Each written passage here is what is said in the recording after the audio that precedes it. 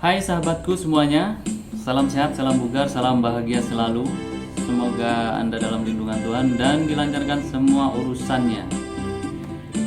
Jumpa lagi dengan Cak Rut Wijaya Kusuma yang mana selalu muncul membawakan informasi tentang kesehatan karena bidangnya di terapi saraf, terapi berat saraf, masih berhubungan dengan kesehatan. Untuk kali ini Carut juga masih akan memberikan informasi tentang penyakit yang mana umumnya diderita oleh wanita. Penyakit ini umumnya tidak ganas yang tergolong jinak menurut informasinya seperti itu. Penyakit apa itu? Ini adalah penyakit mioma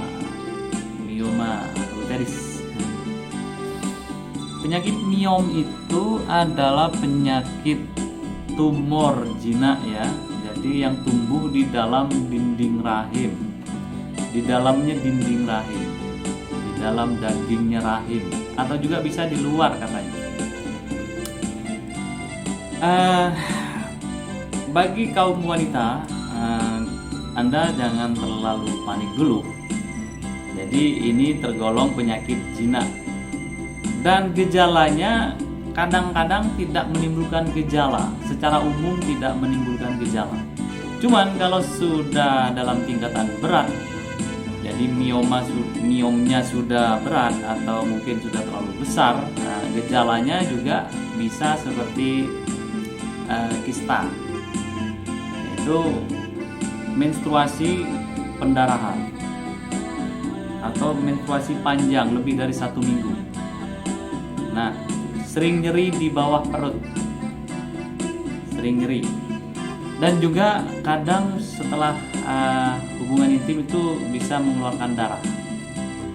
Nah, seperti itu yang sudah berat, dan itu berbeda bila miomnya itu tempatnya juga berbeda. Menurut informasinya seperti itu, ada yang di dalam dinding rahim, ada yang di luar. Mungkin yang di luar itulah di luar dinding rahim. Mungkin itu yang menyebabkan pendarahan yang lama atau panjang, atau menstruasi yang sangat panjang, yang seharusnya selesai dalam 7 hari itu lebih. Nah, dan rasanya agak nyeri. Itu informasinya.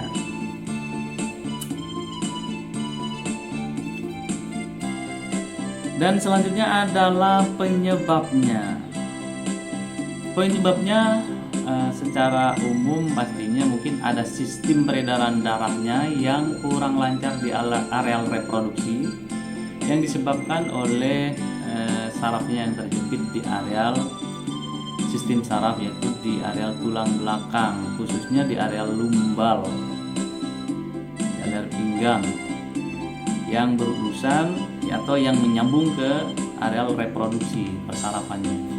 Nah, bila Anda juga sudah sering terkena HNP, atau karena aktivitas Anda dulu waktu masih muda itu sangat ekstrim dan tidak dirasa bahwa ada saraf yang terjepit atau ada yang tulang punggung yang cedera di areal tulang pinggangnya, nah, itu dalam jangka waktu yang sangat lama, sekitar 10 tahun kemudian itu baru terasa, baru akan menyerang menjadi penyakit. Awalnya cuma cedera, tapi akhirnya jadi penyakit, yaitu terganggunya sistem saraf ke areal organ dalam bila itu terjadi.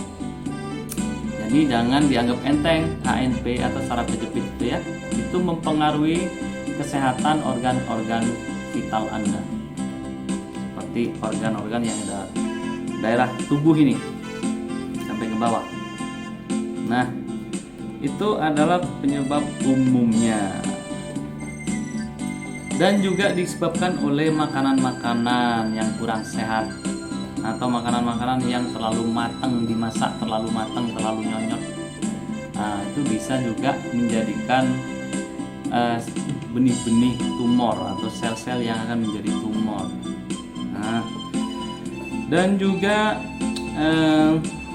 menurut informasi dari yang saya terima dari teman yang sekolah di kesehatan, itu terjadi pertumbuhan hormon estrogen dan progesteron yaitu kedua hormon itu adalah milik perempuan.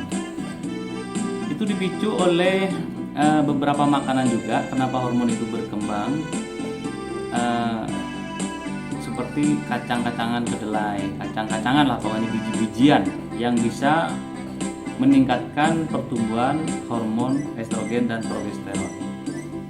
Pokok kacang-kacangan atau biji-bijian termasuk kedelai. Nah, itu katanya seperti itu informasinya. Jadi ini adalah penyebab jadi berkembangnya hormon estrogen atau progesteron, sehingga memicu tumbuhnya miom. Bila hormon itu berlebihan, maka akan membuat atau memicu pertumbuhan si miom. Nah, untuk itu Anda harus hati-hati juga memilih makanan. Jadi ingat, miom gejalanya secara umum tidak dirasa, bahkan tidak menimbulkan gejala. Tapi yang sudah berat, sudah saya beberkan tadi, saat menstruasi itu tidak pas pada waktunya, bahkan berlebih dan sering pendarahan, habis hubungan intim bisa meluapkan darah dan sering nyeri di bawah perut. Nah, seperti itu adalah miom. Miom itu adalah tumor jinak yang tumbuh di dalam dinding rahim, di dalamnya, bukan apa ya, seperti kista. Itu beda. Jadi miom itu tumor jinak yang mungkin satu biji kelereng kecil, ada juga yang seperti kelereng yang besar, atau juga bundar seperti bola bekel. Nah, itu yang sudah besar, bahkan bisa lebih besar lagi. Untuk itu cegahlah jangan sampai pertumbuhannya mengembang dengan cara itu tadi, menghindari makanan yang dapat menyebabkan pertumbuhannya, seperti daging merah yang menurut informasinya dapat menumbuhkan atau memicu pertumbuhan si miom. Daging merah termasuk olahannya ya, saya hanya menyebutkan bakunya. Seperti kacang-kacangan biji-bijian, itu saya hanya menyebutkan bakunya. Apa saja olahan yang dari kacang-kacangan, apapun yang olahan yang berasal dari daging merah, itu juga dihindari. Olahan dari daging merah banyak, rawon, gulai, sate, dan banyak lagi yang dari daging. Daging merah apa saja ya? Dari daging merah mamalia seperti kambing, babi, sapi, dan lainnya. Nah, itu harap Anda perhatikan.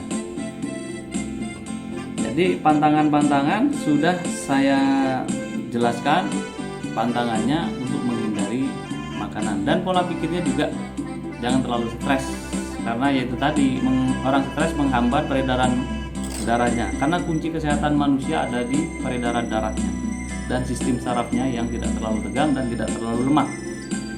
Solusinya ya kalau benar di terapi sarafnya kalau Jarud.